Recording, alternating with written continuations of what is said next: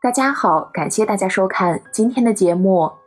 针对女子该如何进行佛教修行这个问题，其实佛经中早有记载。不知大家有没有听过女人84态？其实女人84态出自《大爱道比丘尼经》，此经是一部叙述比丘尼祖师大爱道出家因缘的经典。据记载，世尊成道后的第14年，当他规范释迦族的迦毗罗卫城，教化族人的时候，他的姨母大爱道因听闻如来正法而决心出家。他3次向佛陀请求出家修道，但都被佛陀拒绝了。最后，佛陀便带着众比丘弟子出发游行，离开了迦毗罗卫城。但是大爱道出家的信念坚定，并未因佛陀的离城修行而断绝。他和一些妇人们一起坚定地追随着佛的脚步。当他们到达舍卫城的时候，这些女人们的衣服全部污浊不堪，满脸尘垢，身体也极为疲惫。她们很是委屈，在齐桓精舍门外悲伤地哭泣。阿难尊者见了后，心中升起了同情，于是就向佛陀请求：世尊，您的姨母如您生母一般将你养大，请允许她的出家心愿，也算是报答了她将你养大的恩情。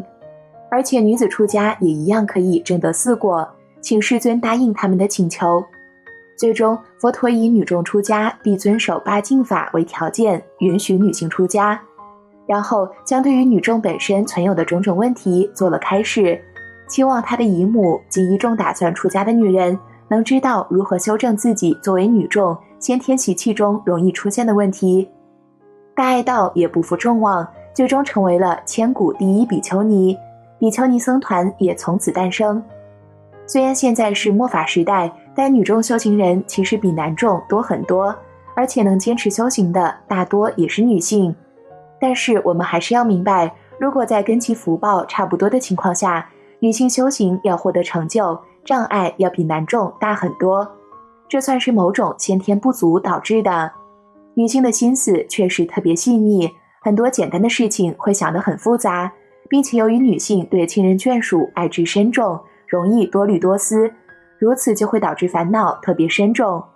同时，女性先天的生理结构对于聚气不如男人这么容易，因此在内法的修持上就需要更久的时间，花费更大的功夫。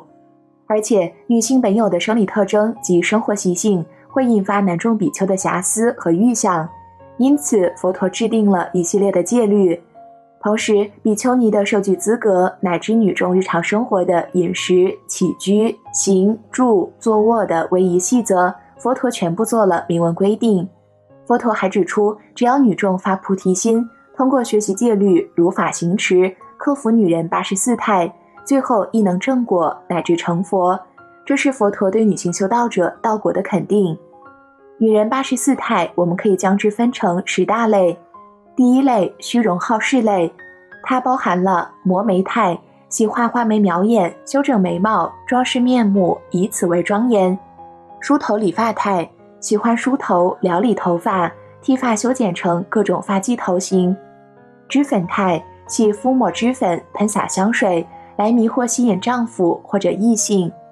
稀释态，喜欢装扮的娇美，而且关注细节。单纯态，喜欢擦口红。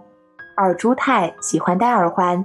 璎珞态，喜欢佩戴项链、金银、耳环、手镯等一切装饰之物。彩衣态，喜欢一切华丽美好的衣物，买品牌，喜荣华。丝履态，喜穿丝袜、绣鞋。第二类，坐固姿态类，它包含了吊臂态，走路喜欢晃动2手臂，做出各种姿态。斜视态，常常斜着眼睛看人。道士态，心细喜偷窥盗视他人的隐私。怯缩畏惧态，想见心仪的男子，看到了又娇羞退缩，很不好意思的样子。后视态，不敢主动亲近男子，惹人非议，待男子去后又念念不舍。默语态，想见心仪的男子，见了面又低头不讲话，表情矜持。摇形态，走路时喜欢摇头、扭身晃臀，表露各种姿态，引人留意。摇坐态，坐时喜欢摇头、摇身，坐姿不端庄、不稳重。魔爪态，坐时喜低头，磨弄修饰手指甲、脚趾甲，或是美化肢体其他部位。笑语态，平常闲居静坐无事时，喜欢嬉闹说笑。细声态，多句，喜欢用细声软语取服于人。描眉态，时不时的要摸摸两眉，过分注重自己的形象和面容。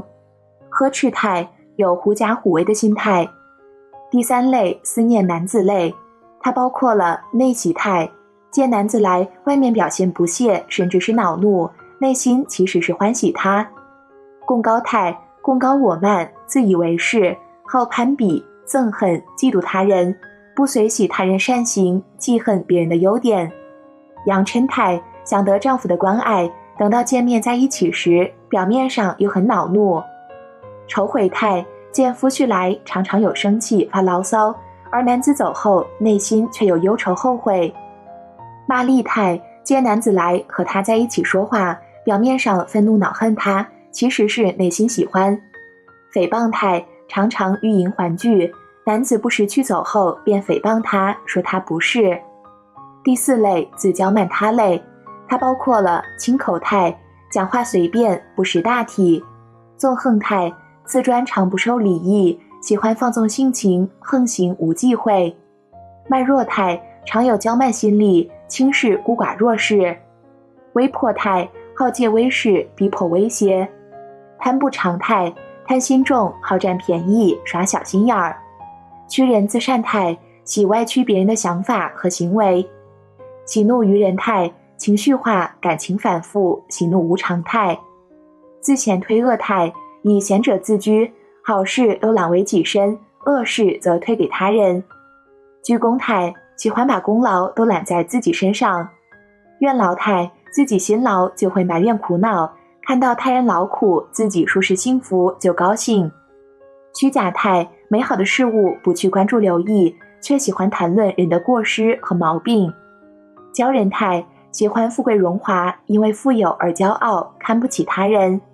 善妒态，地位低时就刻意的讥毁挖苦讽刺高位的人；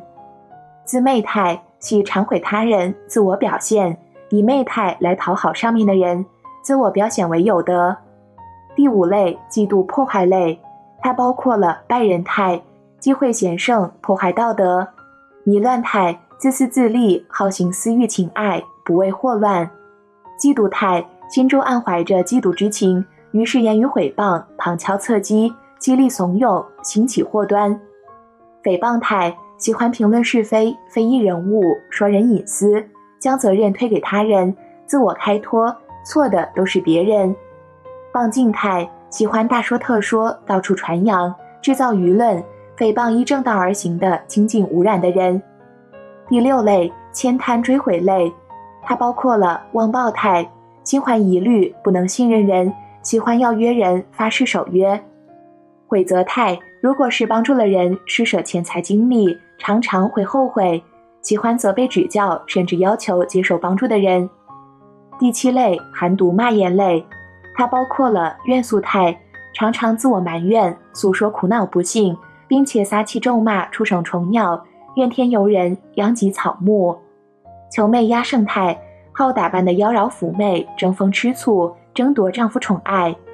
憎人态，憎恨有人胜过自己，希望他早点死；怀毒态，心肠不能平等，妄想分别，情志深重；贪恶态，追念旧恶，常常纪念，怀恨在心，不能忘怀，自我伤痛；自用态，好自专自用，自以为是，难以接受他人的劝谏。第八类，嗔恼亲离类，它包括了疏内骄外态，喜好疏远冷落自己家里面的亲人，而去亲近和结交外人，以为外援；自恃态，任性轻贱自为，繁杂细科，轻浮躁动，不大听从自己的丈夫；骄行态，好自为娇贵，捶击敲打，无理取闹；贪欲自纵态，好行贪婪欲望之情；多疑态，贪心重，迷念男女情事；多思会怒态，喜欢多想事情，愤愤不平，为小事而懊恼；丑语恶言态，好说丑话脏话，恶言冷语羞辱人，丑化别人的形象，连自己的亲属也不放过；无礼仪态，喜骄慢，任性任情，自我放肆，轻贱慢待老少，没大没小，不顺礼节。恶怼态，好自我认可，不能被人否定，因此常以恶姿态、丑表情与怨恨的心来对待他人。视笑态，轻浅视笑，好取笑嘲讽，不知回避境界，心无法度。御夫态，掌控欲强，好禁止丈夫，牢牢控制。缠绕态，好纠缠干扰，不达目的誓不罢休，乖戾自专自用。第9类，馋鬼害他类，它包括了为人自安态，好竞争攀比，不知共存共荣，以生人为乐。依恶避嫌态，好品味避恶邪味，依赖恶人施能，以恶言败坏众商贤德。愚诈态，好诡诈，耍心眼儿，狡猾不诚实，以美言谄媚，迷惑蒙骗他人，并以为他人不会觉知。贪得怨天类，好得而厌恶失去，得到了就欢喜，失去了就忧愁烦恼。第10类，咒诅伤词类，它包括了咒诅埋怨态，好随意地发泄感情和怨气，喝风骂雨，指桑骂槐，对着灶房咒骂，埋怨生活不好。堕胎态，喜叫其他的女人堕胎，不喜她生育，不希望把她生下来。窃人隐私态，好窥探人的隐私，从孔洞中偷视，对于邪恶之事好奇心太强。调戏误人态，喜调笑戏耍，迷惑诱引，必顾迷乱误导他人之意而后止。贪蓄态，心贪许积蓄伏藏，越多越好，票子、房子、车子、子女，无有厌足。挑剔内主态，好挑剔指摘丈夫过失，使其窝火懊恼，令其回心转意，听从自己，不能回到原来理智的决策。是惠态，喜贬低他人，把人家最难堪的事揭发出来，喜看别人暴露丑恶之态，沾沾自喜。嘲笑态，喜嘲笑盲人、聋子、哑巴、瘸子等五根不全的人，以此寻快乐，自乐而恶归他人。令困态，喜教唆人疏远或休娶妻子，让这个家庭离散，陷入穷困。幸灾态，好教唆挑拨他人互相打斗、诽谤与伤害，促成灾祸，令他们一同受到刑罚。骄斗态，好教人作恶，互相争斗赠送。献威态，好导引是非，引生倡导祸害。以上这84态未必是每个女众都具足的，但是佛陀非常慈悲，将所有女性最容易犯的毛病一一列举清晰，以让有缘人能一一关照，察觉自身问题。而这些问题关照深入了，就会发现最终说的还是心。